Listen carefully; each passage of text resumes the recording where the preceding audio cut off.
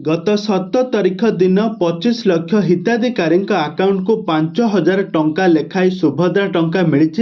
प्राय 75 लाख आवेदन करिथिबा बेले 25 लाख योग्य महिला मानक आकाउंट को टंका छड़ा जाइछि।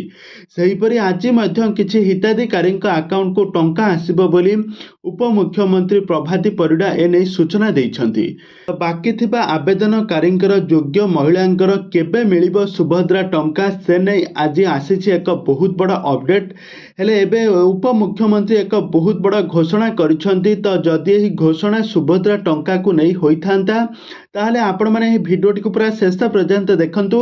आ आपण मानक मध्यरु जो माने सुभद्रा टंका ए जाय पाई नाहंती आमको निहाती भाबे कमेंट बॉक्स रे कमेंट करंतु।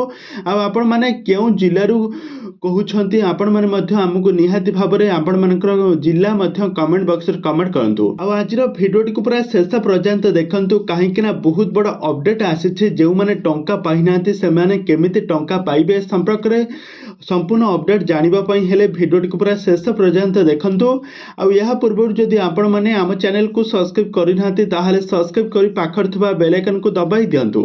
आज उपमुख्यमंत्री प्रभाती परिडा कहिसंती सबु योग्य हिताधिकारी अकाउंट को पर्यायक्रमे टंका पहुंचबो। आज ठारू सुभद्रा योजनार सबु पंजीकरण करिथिबा माँ और भौणी मानकर अकाउंट को टंका जिवो। आ केउ माने भी व्यस्त हुअंतु नाही, सबु योग्य हिताधिकारी को टंका मिलिबो। आ आवेदनकारी चालू रहिछि। आ डिसेंबर मास पर्यंत जो माने भी आवेदन करिवे समस्त को प्रथम किस्ती टंका मिलिबो। आ समस्त को प्रथम किस्ती टंका मिली सारिबा परे द्वितीय किस्ती कथा पुणी मार्च 8 तारिख रे दिया जिवो।